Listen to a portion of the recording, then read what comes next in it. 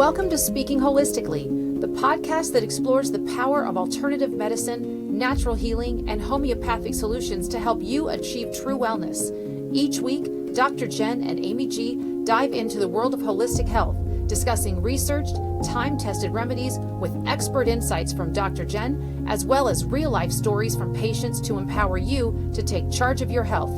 So if you're ready to embrace a more natural path to wellness, let's start speaking holistically, because true healing begins from within.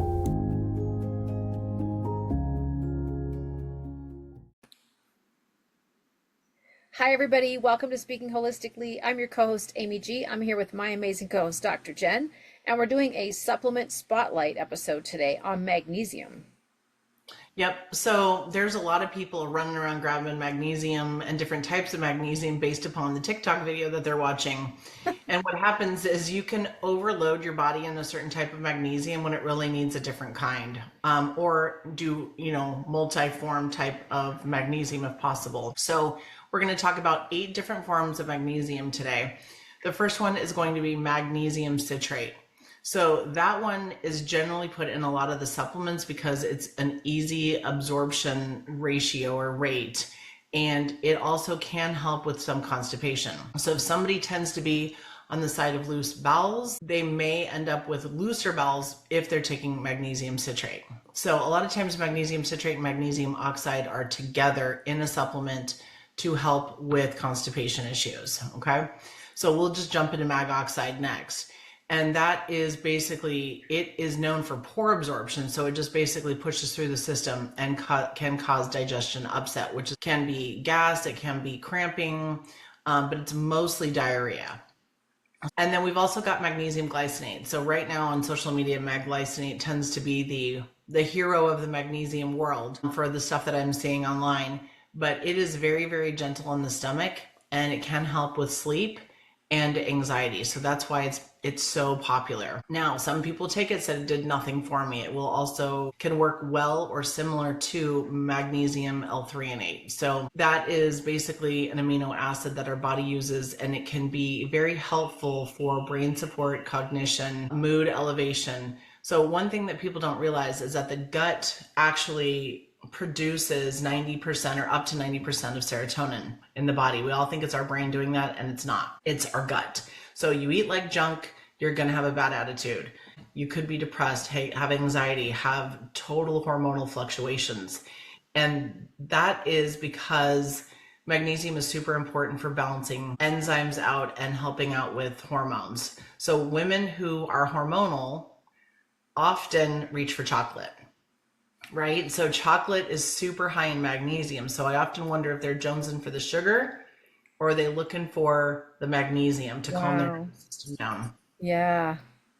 So we've also got magnesium malate, and that's really, really helpful for chronic pain, particularly conditions like fibromyalgia, chronic fatigue, stuff like that. So that will help with the neuromuscular system quite a bit. And all of these really do in their own way, but these are the main uses for them. So that will help kind of clear this up. Magnesium chloride can be used topically. So a lot of times that's the form that's found in the magnesium oils, the magnesium sprays, magnesium lotions, stuff like that. And that will help with like muscle relaxation, but can also help relax the nervous system. And that can be also used orally. That can be one that would be in a capsule as well, but that's typically the one that would be topical. Now, mag sulfate, that is used for muscle relaxation and pain relief. And we often know that as Epsom salts. So people will soak in an Epsom salt bath, and that is, you'll feel that film when you get out of the bath. That's why I generally go straight from the bath right into the shower, because I don't like feeling like I just came out of the ocean and sat there. So mag sulfate is the Epsom salts. Then you've got mag taurate, or magnesium taurate, and that's really important for heart health, blood sugar regulation, and it's very gentle in the stomach as well. So that is a good overview of the different types of magnesiums, and what you need one day or 1 month or 3 months. You might need to shift as time goes on, or find one that has a multiform type of magnesium to balance things out a little bit more. I tend to use a CalMag that I've actually formulated, and it has 7 different types of calcium in it, as well as 2 forms of magnesium. and it doesn't have a constipatory effect. Like calcium by itself is very constipatory. It'll cause constipation. Magnesium by itself generally will cause a little bit looser bowels. And as we just discussed, not all of them will necessarily do that, but they could at certain levels.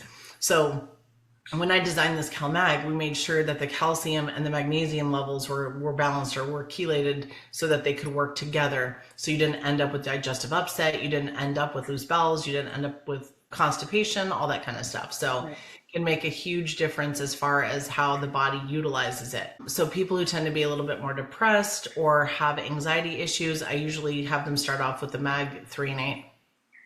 And they can take one twice a day to start off with, just kind of slow. But definitely a lot of the magnesium is very useful in the evening to allow the nervous system to calm down and sleep. Plus, if it's going to loosen your bowels a little bit, to find out about that in the morning when you first wake up in the morning is better than if you're at work at a business meeting. So I tend to tell people maybe not take the magnesium in the morning, but if you tend to be more high strung, more anxious, then taking a little bit throughout the day is better than just taking it all at night. If you have a hard time falling asleep, maybe a little bit more at night might be helpful. So the foods that are high in magnesium are legumes and seeds, nuts, whole grain breads, but I'm not a huge fan of a lot of the processed carbohydrates. So if you're going to do whole grains, that can be helpful. Fruit has high magnesium in it, but also spinach. We talked about the chocolate a little bit, how jonesing for that during PMS or menopause or whatever. That's why. So sometimes people don't want to eat the sugar. They're trying not to eat the sugar. And I tell them, increase your magnesium and kind of pick from those choices of what I just gave you to see if any of that will bring that craving down. And 9 out of 10 times they stop craving the chocolate. Wow. So avocado can be a great source of magnesium, and also tofu and some of the soy-based foods. However, genetically, if you tend to have more of an issue getting rid of estrogen, I don't generally encourage the soy-based foods, even though it is a phytoestrogen, not a xenoestrogen, not a man-made estrogen, but a plant-based estrogen. It can help with balancing things out hormonally. So especially as we get into menopause, some women are trying to do hormone replacement therapy patches and stuff like that. So eating a safe, clean source of tofu or kind of some soy products, even edamame, can be a good choice for them, and see if that helps balance out the hormones a little bit more. But jumping back into magnesium, like I said, if you do the same magnesium day in, day out for the next 17 years, you're going to potentially have deficits in the other forms that the other portions of your body needs, because different tissue in our body absorbs different types of magnesium. So just pay attention to those little clues that I gave you so you can kind of discover which one or ones would work potentially best for you and what your body's needing. This is really, when you said at the beginning of the episode, we're going to talk about 8 different forms of magnesium, I was like, that's so many forms. Wow. And I feel like people, it's good that we're talking about this, because I think you hear that number and you get overwhelmed and you think, well, I don't know what to take and what does my body need? And I have to say, I've always been a huge fan of your CalMag. I've been on it for years, and I know it was formulated with all of these considerations in mind. I think I take 2 a day, sometimes 3, but I've been taking it for years and years, and I swear by it. So. Well, and I take 4 to 6 of them at night, because I'm so highly active during the day. So to replenish those minerals that my body's utilizing, then I absolutely have to do that. And it helps me sleep throughout the night, obviously. But I do add extra magnesium because I designed that CalMag in order for it to be universally usable. I don't want to put too much of a certain type of magnesium in it. So I did just enough to kind of keep that balance for the calcium and magnesium. But then we can always add a little extra of different types of magnesium for each individual person. So I use that magnesium threonate quite a bit. Also some magmalate, glycinate. It just sort of depends on what's happening. But I definitely use multi-forms of that and have different products at the house, just depending on what my body is going through and what it needs. So yeah.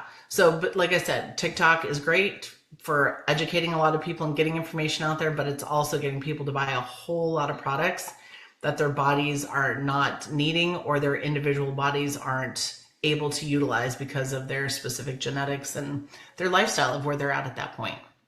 Well, so and again, get your genetics done so that you And this will, I mean, this information at least will help kind of guide somebody like, oh, I already have a sour stomach. Maybe that's probably what I'm taking out of this miracle supplement that I just saw on TikTok. And, it's helping this, but it's making this worse. So understanding what the different types of magnesium do is going to be really important. So like I said, if you have high anxiety, you tend to be a little bit more stressed out, or you're sore all the time, then take the magnesium kind of throughout the day. And if not, then that might be something you might want to take just in the evening to really bolster that relaxation effect for the body. Or if you're constipated, like I said, I tend to not give mag oxide throughout the day. I tend to give it all at bedtime. It gets their gut motility going throughout the night. First thing in the morning, they have a bowel movement, they're done for the day. And then if they took too much, they're, like I said, not running into a business meeting and then running out of the business meeting. So, or on an airplane or whatever it is, So your lifestyle and the timing for this also makes the difference. Yeah, for sure. So, magnesium, there's a lot to it, but it's not that much of an intricate and exciting episode, but it's good information to have. And so what we'll do is at the show notes, we'll put all the different types of magnesium, because I know if you're driving and you're listening to this, you can't write it down. And if you're sitting there watching, you're not going to want to write it all down. So I'll give you the cliff notes at the bottom, and you can take a look at that and take a look at your magnesiums and see what's in there and see what they're doing to you.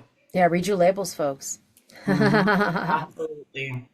Well, and this is a good short education lesson, so that when people do read their labels, they're going to be able to identify the different types of magnesium that you're calling out with the info in the show notes and go, oh, okay, that's in this supplement. Maybe I should back off that because it's causing this or that issue. So I think it's just helpful to just have this information as a guide. So absolutely. Yeah. Well, thank you, Dr. Jen. This was really interesting. And thank you, everybody, for listening. If you haven't joined our school community before, I'll put the link in the show notes. You can also follow us on Facebook, Instagram, or subscribe to our YouTube channel. Until next time, everybody, bye-bye. That wraps up another episode of Speaking Holistically. Thank you for listening. We hope today's conversation gave you new insights and inspiration to take charge of your health. If you enjoyed this episode and want to hear more, be sure and join the Speaking Holistically school community by clicking the link in the show notes. There, you'll get access to daily podcast episodes, weekly live Q&As, educational content, and so much more. You can also connect with us on our Facebook page, follow us on Instagram, and subscribe to our YouTube channel. Until next time, be well, stay curious, and keep speaking holistically.